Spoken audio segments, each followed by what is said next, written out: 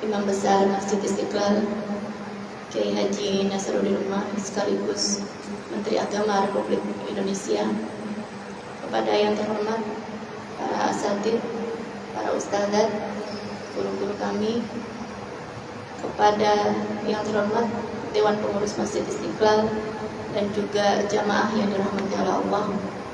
Alhamdulillah, di pertemuan siang hari ini kita insya Allah dipertemukan dalam keadaan sehat walafiat dalam rangka mengkaji kitab Allah, mentadaburi ayat-ayatnya, membaca hadis Nabi Muhammad SAW, dan mengikuti adab beliau dalam kehidupan kita sehari-hari. Insya Allah kita akan lanjutkan kajian kitab kita Tuhfatul Arush karya Imam Mahmud Mahdi Al-Istanbuli terkait dengan keluarga, waktu, dan makna hiburan di dalam Islam. Shahibul Kitab mengawali dengan mengutip Quran surah Al-Insyirah ayat ke-7. A'udzubillahi minasyaitonirrajim. Fa idza faragta fansab. Apabila engkau telah selesai melakukan suatu pekerjaan, maka lakukanlah pekerjaan yang lainnya. Kalau Allah Ta'ala dalam Quran surah Al-Furqan ayat 72, wa idza marru bil-lagwi marru kiramah. Orang-orang yang apabila berpapasan dengan orang-orang yang berbuat sia-sia, maka ia berlalu dengan tetap menjaga kehormatannya. Kedua ayat di atas menjelaskan pentingnya kita mengisi kehidupan kita dengan kegiatan yang bermanfaat, menjaga diri dari kesia-siaan. Itulah ciri orang yang beriman. Prinsip hidup ini ditegaskan dalam dua ayat yang mulia tadi, bahwasanya modal manusia itu adalah waktu, umurnya. Apakah waktu yang kita gunakan itu bermanfaat untuk kita, ataukah kesia-siaan belaka? Kelalaian kita dalam menyikapi hakikat umur ini dapat menyebabkan kerugian yang nyata. Maka Allah bersumpah demi waktu, wal asri innal insana lafi khusrin, sesungguhnya manusia berada dalam kerugian. Dalam hadis yang terkenal disebutkan, la tazulu qadama 'abdin yaumal qiyamah hatta yus'alu an umrihi fima afna. Tidak akan bergeser kedua kaki anak Adam nanti di hari kiamat sebelum nanti dia pasti akan ditanya umurnya dia habiskan untuk apa. Demikian juga dalam hadis yang terkenal juga disebutkan, ni'matani maghbunun fihi ma katsirun minan nas, as-sihhatu wal faragh. Ada dua kenikmatan yang kebanyakan manusia tertipu, yaitu kesehatan dan juga waktu luang. Namun dalam kehidupan berkeluarga, berumah tangga, manusia ini tidak hanya hidup dengan sesuatu yang serius, kewajiban, pekerjaan, keseriusan. Ada saatnya kita membutuhkan kelembutan, kita membutuhkan jeda, istirahat. Keluarga membutuhkan perhatian, istri atau suami membutuhkan kebersamaan yang menyenangkan. Maka Islam sebagai agama yang sempurna tidak mengabaikan kebutuhan manusia tersebut. Maka Shahibul Kitab juga di samping menyebutkan dua ayat tadi, juga mengutip hadis yang sangat terkenal. Khudu ya bani arfidah hatta ya'lamal yahudu anna fi dinina fushah. Silahkan bermain wahai bani arfidah, supaya orang-orang Yahudi mengetahui bahwa dalam agama kita terdapat kelapangan. Jadi dalam hadis disebutkan, pada suatu saat di hari raya, di suasana Id, suasana Madinah penuh dengan sukacita. di dalam Masjid Nabawi terdapat sekelompok orang Habsyah yang bermain-main yang menunjukkan keahlian mereka dalam permainan perang, seperti menggunakan tombak dan perisai. Jadi menjadi sebuah atraksi yang menarik ya, perhatian orang-orang yang ada di Madinah. Rasulullah pun melihat permainan tersebut dan membiarkan mereka untuk melakukannya. Maka beliau bersabda, "Khudhu ya Bani Arfidah." Silahkan bermain wahai Bani Arfidah, orang-orang Habsyah. Hatta ya'lamal yahudu anna fi dinina fusah, supaya orang-orang Yahudi mengetahui bahwasanya di dalam agama kita juga terdapat kelapangan. Jadi saat itu bahkan Aisyah radhiyallahu anha berdiri di belakang baginda Nabi Muhammad SAW menyaksikan permainan tersebut ya. Dan beliau ada di belakang bahu baginda Nabi, dan atau beliau diselendangi oleh selendang baginda Nabi ya. Demikian juga ya, dalam hadis yang lain yang mirip seperti itu disebutkan bahwasanya Nabi memanggil Aisyah radhiyallahu anha supaya ikut melihat permainan tersebut. Aku melihat baginda Nabi menutupi aku dengan selendangnya, sementara aku melihat orang-orang Habasyah bermain permainan perang tadi itu di dalam masjid. Dalam riwayat yang lain yang serupa disebutkan bahwasanya Umar bin Khattab sempat ingin menghentikan permainan tersebut karena khawatir tidak pantas di dalam masjid. Namun Rasulullah SAW menjelaskan bahwa hal tersebut diperbolehkan karena termasuk hiburan yang tidak melanggar syariat. Maka beliau bersabda, "Khudhu ya Bani Arfidah hatta ya'lamal yahudu anna fi dinina fushah." Silahkan kalian bermain wahai Bani Arfidah, supaya juga orang-orang Yahudi mengetahui bahwasanya dalam agama kita terdapat kelapangan. Maka tujuannya sangat jelas, bahwasanya Islam bukan agama yang sempit dan kaku, tapi agama yang juga memberikan ruang bagi kegembiraan yang halal ya.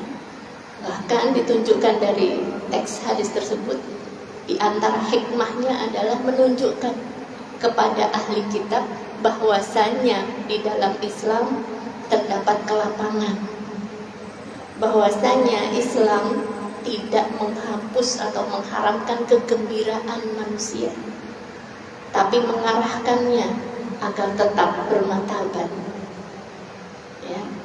Jadi dalil tersebut menunjukkan bahwasanya masru'iyatit tafrih, masru'iyatil farah, hiburan dan kegembiraan itu diperbolehkan ya. Islam tidak melarang manusia untuk bergembira, apalagi di hari raya ya. Bahkan dalam hadis dikatakan, la tahqiranna minal ma'rufi syai'an walau an talqa akhaka biwajhin talqin. Janganlah kamu meremehkan perbuatan baik meskipun kecil ya, meskipun sepele, meskipun hanya dengan ya, memasang wajah yang berseri-seri kepada saudaramu. Jadi di sini ditunjukkan bahwasanya ya, Islam agama yang menghormati kemuliaan, namun juga diperkenankan untuk berbahagia, apalagi di hari-hari hari raya. Hal tersebut juga menunjukkan itharus samahatil Islam, menunjukkan ya, toleransi dan kelapangan Islam. Nabi membiarkan permainan tersebut supaya orang-orang juga mengetahui bahwasanya agama ini bukan agama yang kaku ya. Sahihul Kitab juga mengutip satu riwayat hadis yang lainnya yang diriwayatkan oleh Tirmizi, kullu syai'in yalhu bihi rajulu batilun illa ramyahu biqausihi wa ta'dibahu farasahu wa mula'abatuhu ahlahu. Setiap hal yang digunakan oleh seseorang untuk bermain-main adalah sia-sia, kecuali apabila dia memanah dengan busurnya, atau melatih kudanya, atau dia bercanda dengan keluarganya. Hal tersebut adalah perkara yang benar dan tidak termasuk sia-sia. Di dalam teks hadis ini disebutkan bahwasanya kalau kita cuma bermain-main saja, ya, menghabiskan waktu dalam hal-hal yang tidak berguna, itu adalah perkara yang batil. Kecuali, kata Nabi, ya, kecuali 3 hal. Yang pertama adalah seseorang yang memanah, ya, atau latihan memanah. Romyuhu bikausih, latihan memanah. Yang kedua, ta'dibuhu farasah, atau melatih kudanya. Dan yang ketiga adalah mula'abatuhu ahlah, ketika dia bermain bersama keluarganya. Yang pertama tadi adalah melatihan memanah. Di zaman Nabi, memanah adalah keterampilan yang penting untuk mempertahankan diri, melatih kekuatan, ya. Dan juga itu bisa menjadi hiburan, ya, yang halal dan mulia. Contoh masa kini bisa berupa olahraga bela diri, olahraga panahan, olahraga menembak, ya, atau olahraga yang lain yang melatih fokus, ya, melatih keterampilan, ketangkasan, kekuatan tubuh.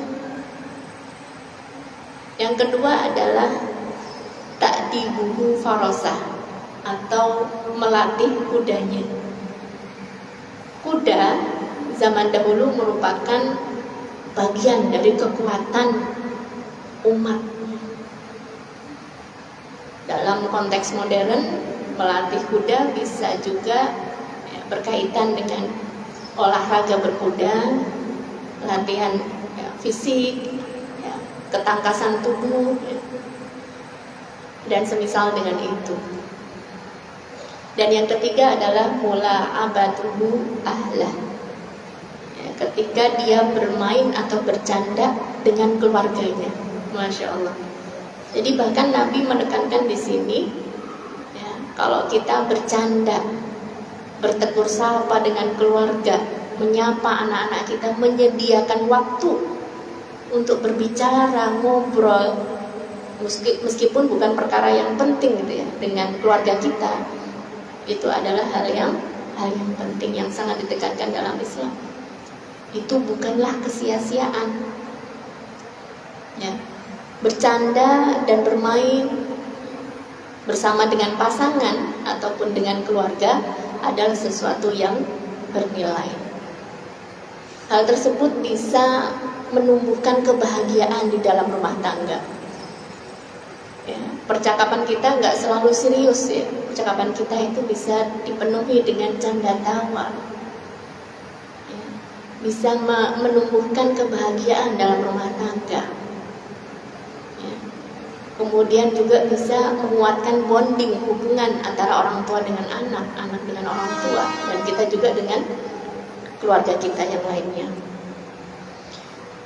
Ada poin penting yang bisa kita rangkum dari dalil-dalil yang sudah kita sebutkan di atas. Di antaranya adalah seluruh kehidupan manusia itu sebenarnya dapat bernilai ibadah, ya, meskipun bukan seluruhnya adalah ibadah mahdhah. Karena Islam itu mengatur manusia secara seimbang antara ibadah dan istirahat, antara kesungguhan dan kegembiraan. Allah katakan dalam Quran surah Ad-Dariyat ayat 56, "Wa ma khalaqtul jinna wal insa illa liya'budun." Dan aku tidak menciptakan jin dan manusia kecuali untuk beribadah kepada Allah. Maka ibadah secara umum adalah bagian dari sesuatu yang bernilai pahala. Bahkan aktivitas sehari-hari, termasuk beristirahat, ya, hiburan yang halal yang tidak berlebih-lebihan. Apabila kita lakukan dengan niat yang benar dan batasan syariat, ya, maka itu pun bernilai pahala. Seorang ibu rumah tangga yang memasak untuk keluarganya, mencuci dan menyetrika, berkhidmah untuk keluarganya, itu pun bernilai pahala. Jangan diremehkan. Ya, ibadah tidak harus hanya sholat dan puasa. Demikian juga misalkan seorang ayah yang bekerja, mencari nafkah yang halal untuk keluarganya, bersabar dengan kesulitan-kesulitan pekerjaannya untuk mendapatkan nafkah yang baik, yang thayyib untuk keluarganya, bersabar dengan lelahnya pekerjaannya. Orang tua yang mungkin mengantarkan anaknya ke sekolah di hari pertama ini masuk sekolah, atau aktivitas sehari-hari yang lain, dapat bernilai pahala apabila diniatkan ikhlas dan mengharapkan keridhaan dari Allah Subhanahu wa taala. Demikian juga seorang suami atau istri yang menyalurkan syahwatnya kepada yang halal. Sebagaimana hadis yang terkenal, ara'aitum law wada'aha fil haram akana 'alaihi wizrun? Qalu na'am. Fakadzalika idza wada'aha fil halal kana lahu ajrun. Ketika Nabi berkata wa fi buti ahadikum shadaqah, bahkan ketika kamu bergaul suami istri itu bernilai sedekah, bernilai pahala. Itu yang menyebabkan para sahabat kaget. Apakah seseorang menyalurkan syahwatnya maka dia akan mendapatkan pahala? Ya. Kalau disalurkan kepada yang haram, dapat dosa enggak? Dapat. Maka kalau disalurkan kepada yang halal, maka pasti akan mendapatkan pahala. Jadi hadis ini menganjurkan tentang sesuatu yang fitrah, yang bersifat manusiawi, dapat bernilai pahala apabila dilakukan dalam kebaikan. Demikian juga hiburan dalam keluarga, ya, itu dapat bernilai kebaikan apabila sesuai dengan nilai-nilai syariat, apabila sesuai dengan batasan-batasan yang halal dan jauh dari kesia-siaan. Saya ingin menutup dengan sebuah hadis yang cukup terkenal dari Abi Hurairah radhiyallahu anhu. Rasulullah SAW bersabda, Inna dina yusrun wa la yushaddad dinu ahadun illa ghalabah. Sesungguhnya agama ini mudah, wa la yushaddad dinu ahadun illa ghalabah, dan tidak ada seorang pun yang mempersulit agamanya kecuali pasti dia kalah. Fasaddidu wa qaribu wa abshiru wasta'inu bil ghadwati war rawhati wa syai'un minat turjah. Maka hendaknya kamu berlaku lurus dalam beramal, lakukan yang wajib-wajib, hindari yang haram-haram, tinggalkan yang haram-haram, jauhi yang makruh-makruh.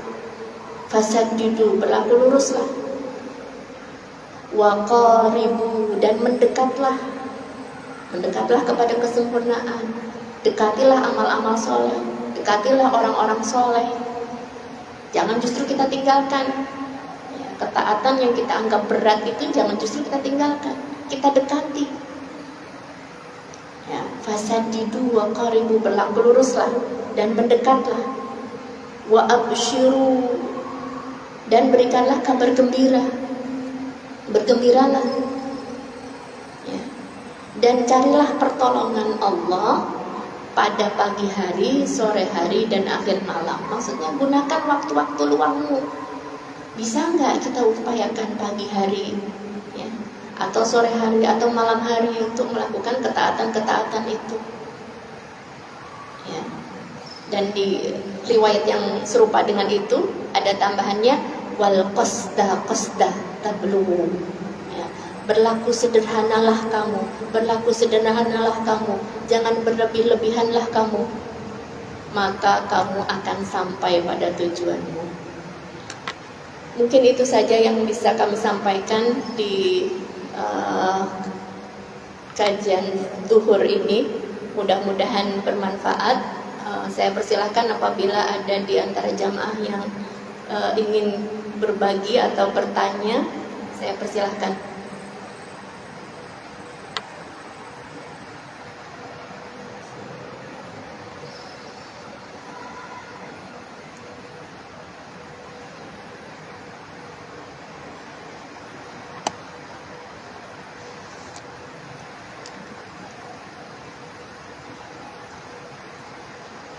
Bismillahirrahmanirrahim. Assalamualaikum warahmatullahi wabarakatuh. Waalaikumsalam warahmatullahi Terima wabarakatuh. kasih atas pencerahannya.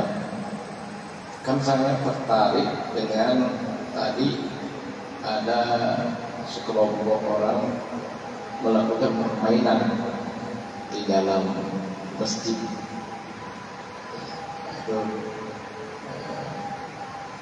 Sementara ada yang menolak, ada juga yang setuju, tapi Nabi membenarkan itu.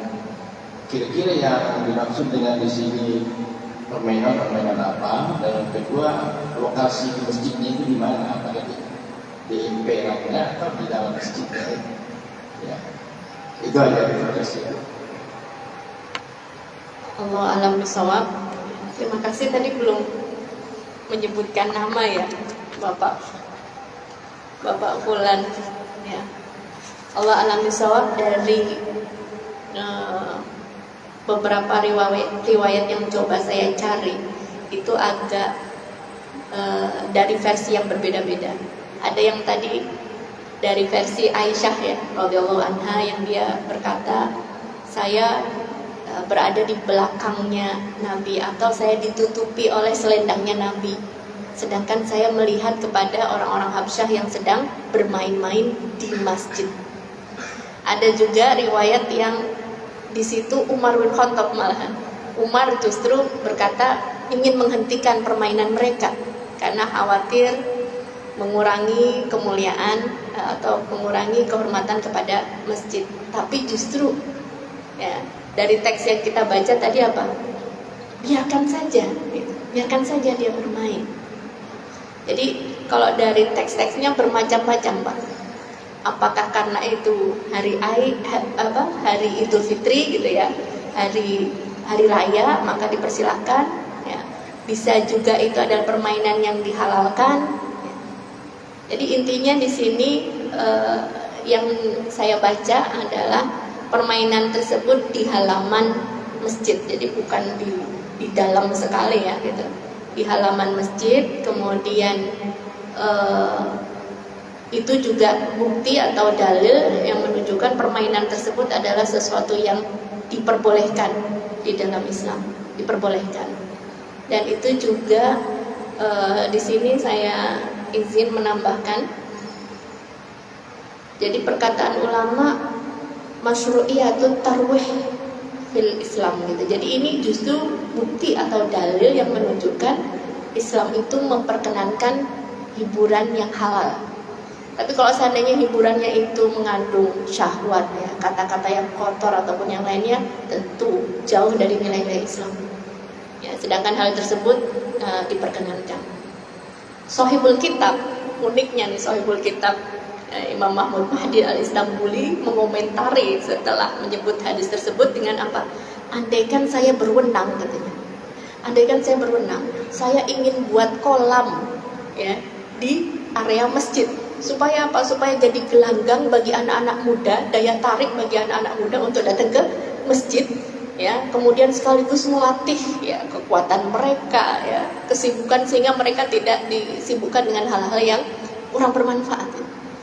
Jadi malah justru ya beliau andai saja saya berwenang, saya ingin sekali membuat kolam tuh di area masjid supaya menjadi gelanggang, dan juga saya akan aktifkan berbagai macam ya kegiatan-kegiatan yang positif yang dapat menarik anak-anak muda gitu. Subhanallah ya, seperti itu gitu ya. Mudah-mudahan kita bisa mengambil yang baik ya, dan menjauhi terkait dengan hiburan. Pasti banyak pro kontra ya Pak ya, terkait dengan musik ataupun nyanyian ya. tentu di situ ada beberapa pendapat gitu ya. Kita tentu mengambil yang wasatiyah, yang pertengahan gitu ya. Kalau misalkan di dalam hiburan itu terdapat syahwat ya, atau kata-kata yang membangkitkan syahwat atau kata-kata yang buruk, ya itu tentu jauh dari nilai Islam yang harus kita hindari ya. Kembali sebagaimana yang disampaikan tadi. Cukup ya. Di halaman masjid ya. Ingin saya tutup atau closing statement ya dari saya di sini disampaikan. Jadi apa sih makna hiburan di dalam Islam?